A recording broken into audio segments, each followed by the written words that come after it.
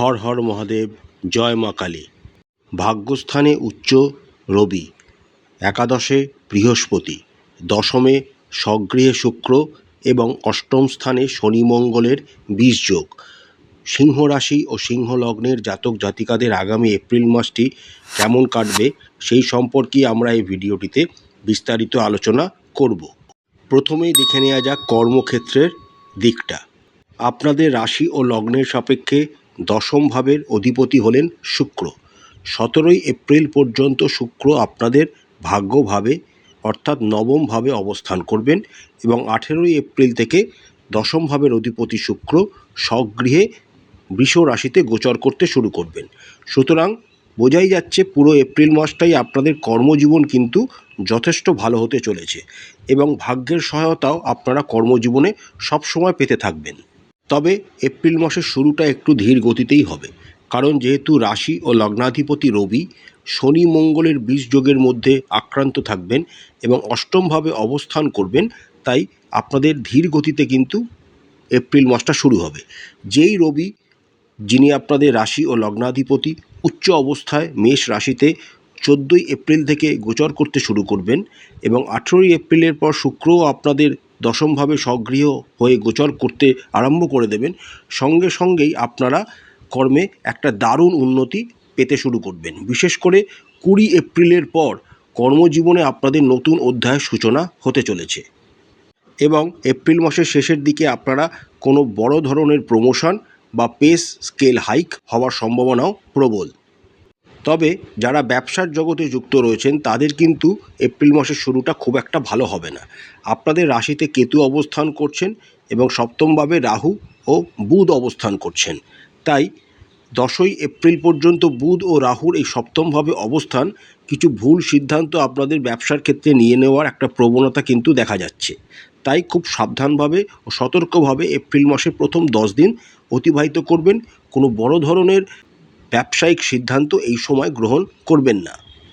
10ই এপ্রিলের পর বুধ আপনাদের অষ্টমভাবে গোচর করে যাবেন। এই সময় খেয়াল রাখবেন, বুধ যেহেতু নিচস্থ থাকবেন, তাই এই সময় আপনাদের খেয়াল রাখতে হবে কাউকে কোনো রকম কথা দিয়ে ফেলবেন না। যদিও বুধ ও বৃহস্পতির একটি ক্ষেত্র বিনিময় যোগ একটি তৈরি হচ্ছে, কিন্তু সেটা অষ্টম ভাবের অধিপতি একাদশ ভাবের অধিপতির মধ্যে, তাই আপনাদের কিন্তু উচিত হবে এই সময় কাউকে কোনো কথা দেবেন না। কথা দিয়ে কিন্তু সেই কথা আপনারা রাখতে পারবেন না, তাতে আপনাদের ক্ষতি হবে। এপ্রিল মাসের সেকেন্ড হাফে আপনাদের উন্নতি ঘটবে। যখন রবি ভাগ্যস্থানে গোচর করে যাবেন তখন থেকে আপনারা ভাগ্যের সহায়তা পেতে শুরু করবেন এবং শুক্র স্বগৃহ অবস্থায় বৃষ রাশিতে অবস্থান করছেন। সুতরাং আপনাদের ধীরে ধীরে হলেও এপ্রিল মাসের শেষের দিকে যখন বুধও আপনাদের ভাগ্যভাবে গোচর করে যাবেন এবং রবি বুধের বুধাদিত্য যোগ তৈরি হতে শুরু করবে, তখন থেকে আপনারা নিজের ব্যবসায় অগ্রগতি এবং উন্নতি দেখতে পাবেন। অর্থনৈতিক বিষয়ের কথা বললে আগামী এপ্রিল মাসটি আপনাদের জন্য যথেষ্ট শুভ। বিশেষ করে যেহেতু আপনাদের একাদশভাবে দেবগুরু বৃহস্পতি অবস্থান করবেন, তাই আপনাদের কিন্তু আয় উন্নতি অবশ্যই হবে। অনেক দিন ধরে যারা পে স্কেল হাইক বা প্রমোশনের জন্য ওয়েট করে আছেন, তাদের এই আশা কিন্তু আগামী এপ্রিল মাসে পূর্ণ হতে চলেছে। তার সাথে একাদশ ভাবের মঙ্গলের চতুর্থ দৃষ্টি থাকার জন্যেও আপনাদের কিন্তু আয় যথেষ্ট ভালোই হবে এবং বৃদ্ধি হতে দেখা যাচ্ছে। তবে আপনারা যে আয় করবেন তা সঞ্চয় করতে কিন্তু আপনাদের বেগ পেতে হবে, কারণ বুধ রাহুগ্রস্ত অবস্থায় 10 তারিখ পর্যন্ত আপনাদের সপ্তমভাবে অবস্থান করবেন এবং এরপর বুধ নিচস্থ অবস্থায় আপনাদের অষ্টমভাবে গোচর করে যাবেন। সুতরাং বাড়ির কোনো শরীর স্বাস্থ্য কারুর খারাপ হওয়ার জন্য আপনাদের কিন্তু অর্থ ব্যয় হতে পারে। এমনকি নিজের জন্যেও বা নিজের শরীর স্বাস্থ্যের ক্ষেত্রেও অর্থ ব্যয় হওয়ার যোগ কিন্তু দেখা যাচ্ছে। 18ই এপ্রিলের পর আস্তে আস্তে আপনাদের অর্থনৈতিক ভাগ্যের উন্নতি ঘটবে। এপ্রিল মাসের একদম শেষে যখন বুধ রবির সাথে যুক্ত হয়ে মেষ রাশিতে গোচর করতে শুরু করবেন, শুক্র স্বগৃহ অবস্থায় বৃষ রাশিতে অবস্থান করবেন এবং বৃহস্পতি একাদশভাবে অবস্থান করবেন এবং তার উপর মঙ্গলের চতুর্থ দৃষ্টি থাকবে, তখন থেকে আপনারা যা আয় করে আসছেন তার অনেক বেশি আয় করতে শুরু করবেন এবং তা সঞ্চয় করতেও পারবেন। আপনারা যারা এই সময় কোনো সম্পত্তি ক্রয় করতে চাইছেন তাদের জন্য এই সময়টা অনুকূল নয়, আরও কিছুদিন আপনাদের ওয়েট করলে উচিত হবে। তবে যারা শেয়ার মার্কেট বা মিউচুয়াল ফান্ড, কমোডিটিস মার্কেট ইত্যাদিতে ইনভেস্ট করতে চান তাদের জন্য সময়টা খুবই অনুকূল। এপ্রিল মাসটি কাজে লাগান, আপনাদের উন্নতি ঘটবে এবং সেখান থেকে আপনারা অনেক অর্থ আয় করতে পারবেন। এবার আসা যাক সবচেয়ে ইম্পর্টেন্ট বিষয়, স্বাস্থ্যের দিকটাতে। স্বাস্থ্যের দিকের কথা বললে এপ্রিল মাসের প্রথম 12টা দিন কিন্তু আপনাদের স্বাস্থ্য সম্পর্কে যথেষ্ট সচেতন থাকতে হবে। কারণ রবি আপনাদের অষ্টমভাবে অবস্থান করছেন। যদিও অষ্টমভাবে রাশি বা লগ্নাধিপতি অবস্থান করলে সেখানে অষ্টমেশের দোষ লাগে না, কিন্তু তিনি এখানে শনির সাথে যুক্ত থাকবেন এবং মঙ্গলের সাথেও যুক্ত থাকবেন। অর্থাৎ রবি এখানে অঙ্গারক যোগ ও শনি মঙ্গলের বীজযোগ, তার সাথে শনি রবির বীজযোগে, এই তিনটি যোগের মাঝখানে আক্রান্ত থাকার জন্য শরীর স্বাস্থ্যের প্রতি আপনাদের প্রথম 12টা দিন যথেষ্ট সচেতন থাকতে হবে। বিশেষ করে যারা গাড়ি চালান, বাইক চালান, তাদের জন্য বিশেষ সাবধানতা জরুরি।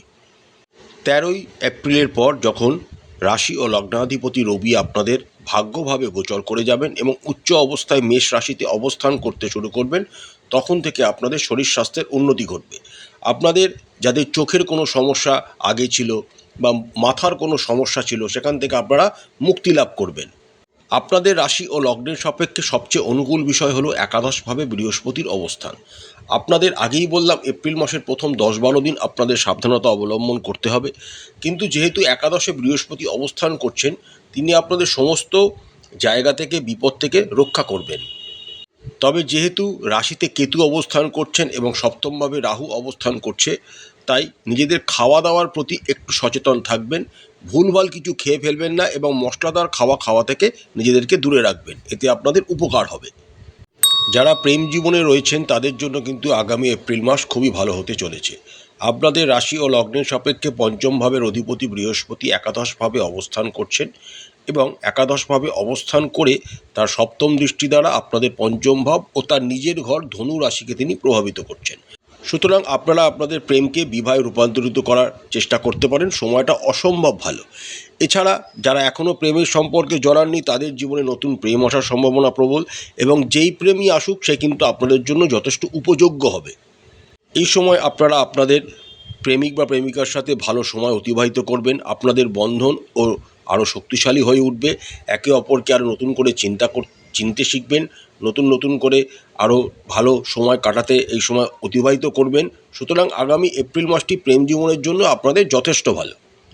যারা বিবাহিত তাদের জন্য কিন্তু আগামী এপ্রিল মাসটি যথেষ্ট সতর্ক থাকতে হবে। দেখুন, আপনাদের রাশি ও লগ্নের সাপেক্ষে সপ্তম ভাবের অধিপতি শনি, তিনি অষ্টমভাবে অর্থাৎ সপ্তমের দ্বিতীয়ভাবে অবস্থান করছেন। সপ্তম ভাবের অধিপতি যখন অষ্টম ভাব অর্থাৎ দ্বিতীয় ভাব, সপ্তমের দ্বিতীয়ভাবে যখন গোচর করেন, তখন তার শ্বশুরবাড়ির তরফ থেকে অর্থনৈতিক কোনো সম্পদ প্রাপ্তির একটা যোগ থাকে। কিন্তু বর্তমানে শনি ও মঙ্গল এই সময় আপনাদের অষ্টমভাবে অবস্থান করছেন এবং বীজযোগ সৃষ্টি করছেন। তার ওপর 12ই এপ্রিল পর্যন্ত রবিও সেখানে উপস্থিত থাকবেন। সুতরাং আপনাদের কিন্তু নিজেদের দাম্পত্য জীবন সম্পর্কে যথেষ্ট সতর্কতা থাকতে হবে। শ্বশুরবাড়ির তরফ থেকে অর্থপ্রাপ্তি তো পরে, আগে তাদের সাথে ঝামেলা ঝঞ্ঝাট হওয়ার সম্ভাবনাও প্রবলভাবেই দেখা যাচ্ছে। এছাড়া নিজেদের জীবনসঙ্গীর শরীর স্বাস্থ্যের প্রতিও আপনাদের নজর রাখতে হবে। তারা কোথাও পড়ে যেতে পারে, যেখান থেকে চোট আঘাত লাগতে পারে। তার সাথে রাশিতে কেতু এবং সপ্তমভাবে রাহু ও বুধও অবস্থান করছেন। সুতরাং রাহুর এই উপস্থিতির জন্য আপনারা হুইমজিক্যাল কোনো রকম সিদ্ধান্ত এই সময় আপনাদের জীবনসঙ্গীর ঘাড়ে চাপিয়ে দিতে পারেন। অহেতুক কোনো এমন জিনিস ডিম্যান্ড করতে পারেন যেটা তার পক্ষে সম্ভব নয়, যার ফলে আপনাদের সম্পর্কের অবনতি ঘটতে পারে।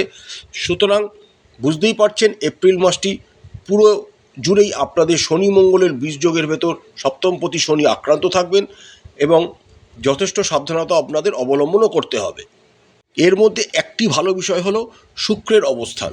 শুক্র যেহেতু ভাগ্যভাবে অবস্থান করছেন, তাই আপনাদের মধ্যে যতই কথা কাটাকাটি, মেজাজ বিগড়ে যাওয়া বা বাধা বিপত্তি আসুক না কেন, একে অপরের প্রতি প্রেমে আপনারা নিবেদিত থাকবেন। এরপর 18ই এপ্রিলের পর আপনাদের সম্পর্কের কিছুটা হলেও উন্নতি ঘটবে, কারণ শুক্র তখন সক্রিয় অবস্থায় আপনাদের দশমভাবে গোচর করতে শুরু করবেন। সুতরাং এপ্রিল মাসটি সতর্কতার সাথে নিজের দাম্পত্য জীবনকে অতিবাহিত করার চেষ্টা করুন, তাহলে আপনাদের ভালো হবে। আপনাদের রাশি ও লগ্নের সাপেক্ষে দ্বিতীয় ভাবের অধিপতি বুধ, তিনি 10ই এপ্রিল পর্যন্ত আপনাদের সপ্তমভাবে রাহুযুক্ত অবস্থায় গোচর করবেন।